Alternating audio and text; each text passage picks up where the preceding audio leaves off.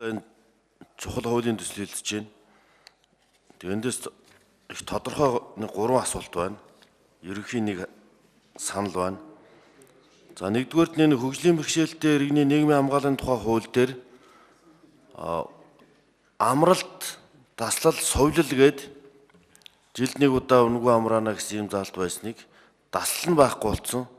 Амралт совлингүүд энэ нийгмийн байдлыг доошлоод амралтанд чамардаг хөгжлийн бэрхшээлтэй иргэн жилд за совлилд бас совлуулдаг ийм нөхцөлтэй байсан чинь энэ таслал байхгүй болсноос болоод одоо энэ манай нөгөө найруулгын санал хэл энэ хуулийн техник энэ явуулж байгаа манай асуудлуудтай ч бас холбоотой их хурлын их хурл дээр хэлцэж байгаа асуудлуудтай ингээд энэ хэцүү байдланд доошлсон.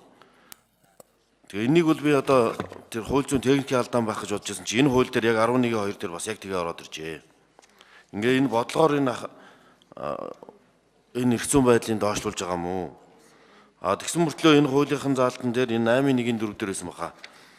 Амралт совил хоёрт хөнгөлөлтөө үнээр нэг жилд амраах юм болохоор хөнгөлөлтөө үнээр гэдэг дээр бол байж байгаамаа. 8-4 дээр байсан баха.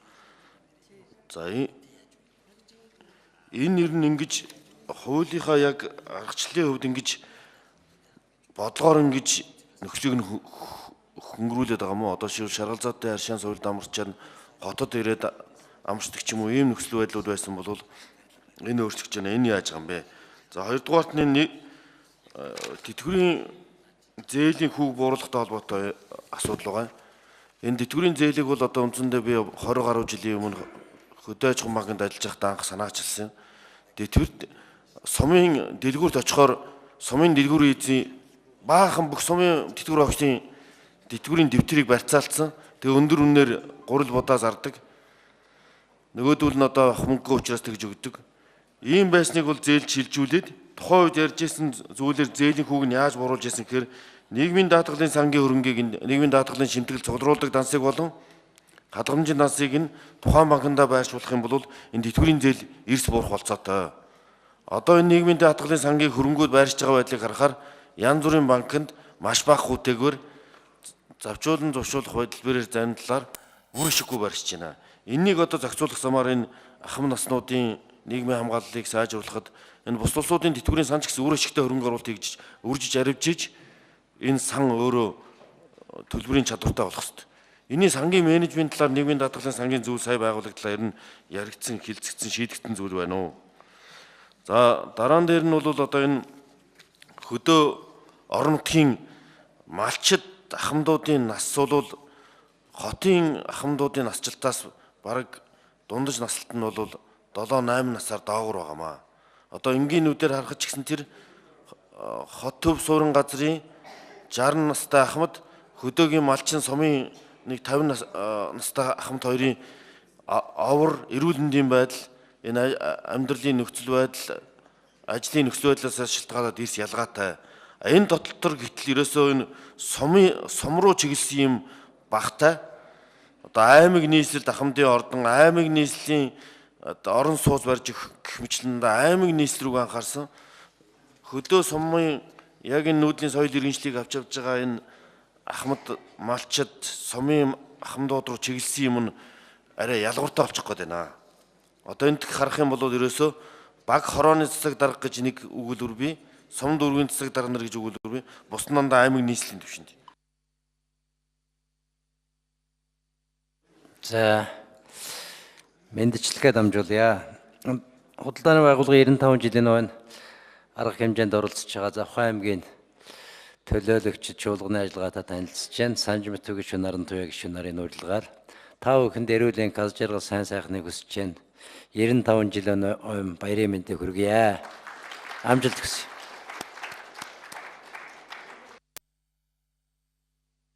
За зандан шатрын 1 минут нэмэд өгч. Гишүүд хуралдааны танхимд орж санал дураалт.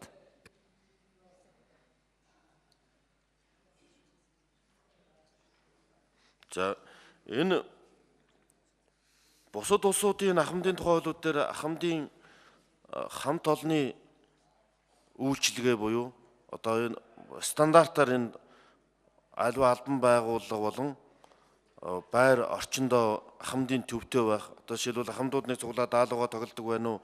Яриа хөрөөгөө ярьдаг төвтэй байх. За ахмадад үйлчилдэг үйлчлэгээний хэлбэрүүдийг хуучил заасан. Тэн дотор ахмадууд туслах сайн дурын болон ахмадуудыг дэмжих баг гэж байгуулдаг. Ийм жишгүүд байгаа. Ер нь Монгол улсад энэ нэг сайн дурын үйлчлэгээ гэдэг юмыг сайн дурын байгууллагуудыг хуульчилж тэднийг дараа нь ажилд авахтан ч гэсэн тэрийг харгалзан үзэлдэг ийм нэг соёл юмыг нэвтрүүлэх асуудал ер нь энэ манай нийгмийн салбарт бол заашгүй байх ёстой салбар. Энэ юмны За хариулъя. Номтой сайд хариулъя. За асуултын сүүлээс нь эхэлж хариулъя. За ер нь олон нийтийн дэмжлэг оролцоонд тулгуурлах байдлаар ахмадуудынхаа хөгжилд оролцох асуудлыг бол одоо бүхэл чиглэлээр энэ хуульд бол оруулсан байх. За дээрэс нь түрүүн би бас хэлжсэн хөдөлмөр эрхлэлтийг дэмжих сангаас одоо нийтдээ хамарсан ажлын хөтөлбөрийн хүрээнд ч гэсэн бас зохицуулах боломжууд бас байгаа гэж. За зөвхөн нэг хот суурин газраар энэ хуулийн үйлчлэлийг хараагүй. Хороо баг гэж одоо орон нутгийн одоо нутаг захиргааны нэгжийн дагуу хороо багаар нь тусгаал оруулсан байх. За жишээлбэл Ахмадын өргөө гээд хороо баг дээр байх асуудлууд. За би одоо 4 дахь байна уу 5 дахь байна уу хариулъя. Нийгмийн даатгалын сангийн чөлөөт мөнгө үлдэгдлийг хадгаламж хэлбэрээр 9% байрч ирснийг дөнгөж өцөгдөр өглөө нийгмийн даатгалын үсэг зөвлөлийн анх дугаар уралдаанаар 15 болгоцсон. Одоо энэний дагуу агентлаг арилжааны банкудтай гэрээ хэлцээрээ эхлүүлэх эрх нь үүсчихсэн байх. За энийг одоо дахиж давтах шаардлагагүй хаа. За үндсэндээ бол энэ дундаас нэг 36 орчим тэрбум төгрөгийг олно. За мөн одоо 8 онд бас нэг тэм жишг байсан. Арилжааны нэг банктай нийгмийн даатгалын сангийн чөлөөт мөнгө үлдэгдлийг хадгаламжийн хүүг бууруулах арга замаар тэтгэврийн зээлийн хүүг бууруулж ирсэн. Гэхдээ би хадгаламжийн хүүг бууруулах замаас ихээс илүү тухайн банкны авж байгаа нөгөө дундаас нь авж байгаа маржныг бууруулах арга замаар гэдгээл эрхэмлээд байна л да. За бодлохоор ер нь доош нь оруулсан одоо зүйл байхгүй. Харин хөгжлийн бэрхшээлтэй иргэдийн нийгмийн хамгаалал биш. Энэ хөгжлийн бэрхшээлтэй иргэдийн эрхийн тухай хууль өнгөрсөн чуулганы үед батлагдсан. Тэгээ энэ хуулийн дээр нөгөө сонголттойгоор совлил амралт гэдээ оруулсан юм байл. Тэгээ мэдээж энэ Ахмадын хууль маань одоо халамж, даатгал, хөдөлмөр эрхлэлтийг дэмжих тухай хууль гэх мэтлэн олон хуулиудын дундаас одоо дунд зохицуулт хийхээр байгаа. Түрүүний бас байнгын орны хурал дээр ч гэсэн сонголт байх байдлаар харагдаад байна. Энийг нь одоо хэвээр нь байлгаж ингээд тодтогж өгөө гэдэг. Энийг зарчмын хувьд дэмжье. Ямар ч асуудал байхгүй. Энэ бол одоо өнөөдөр бид нар энэ хуулийг улсын хурлаар цаашид үргэлжлүүлж хилцэхгүй үгүй гэдгээ шийдэх гэж. Тэгээс эцсийн байдлаар баталж байгаа зүйл огтхонч биш. Энэ иймэрхүү зүйл техникийн алдаанууд бол байгаа. Таслалтаа таслахгүй гэдэг. Гол нь агуулга дээр л анхаармаар байна. Техникийн алдааг энэ байнгын орооны хилцүүлгүүдээр засчин ажлын хэсэг нь гарна угаас.